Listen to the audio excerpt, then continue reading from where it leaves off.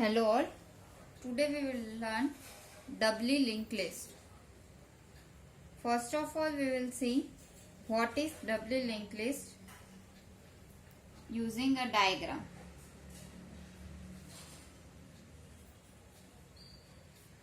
A doubly linked list contains two pointers.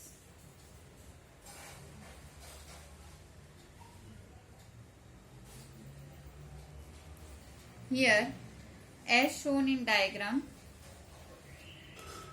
there are three linked lists. Each of them contains info part and they contain two pointers. One is left pointer and another one is right pointer. So this is right pointer of each node. The pointer that is drawn in green color is right pointer of each node. Let us give its name to RPTR, that is right pointer, and this is left pointer, LPTR. LPTR points to previous node and RPTR points to next node. Also, let us give two more pointers here, L and R are two pointers which contains address of start of the node and address of end of the node. So it contains, L contains address of first node and R contains address of last node. Let us give some addresses to this node. 100, 200 and 300 are addresses of each node. So, here first node will contain address of its next node, which is 200. Second node will contain address of next node, which is 300. Also, there is no node in front of this, so it will contain null. Here, there is no node after 15, so it will contain null. Now, before 15, there is a node 10 and it is having address 200. So, here we will write 200. And before this node, there is a node containing value 5 and address 100. So here we will write 100. Also, L and R contains address of first node and last node. So both of them will have some addresses. L contains 100 and R contains 300.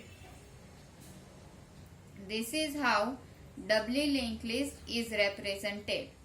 Doubly linked list contains two pointers. One is LPTR and another one is RPTR. Left pointer points to all the nodes that are previous to it, and right pointer points to all the nodes that are next to it. Also, we have two more pointers which are either known as head pointer and tail pointer also. Head pointer is our L pointer and tail pointer is R pointer. So L pointer is having address of first node of linked list and R pointer is having address of last node of linked list. Doubly linked list is useful for traversing as we can move in any direction. You can move in any direction. If you are knowing the value contained in R pointer, then you can move easily previously also. Also, if you are knowing starting point, then you can move in front direction also. So doubly linked list is easy for traversing, but there is one drawback of doubly linked list, as it contains more than one pointers. So it requires more memory allocation, because here there is overhead of storing 2 pointers. Each node contains address of its left node and right node, so it requires more memory than singly linked list. Next we will see insertion in linked list. We will see insertion operation in linked list, in doubly linked list. We have already seen insertion operation in singly linked list. So we will see 3 types of insertion operation in doubly linked list. That is insertion at beginning. Another one is insertion at end. And last one is insertion at any point.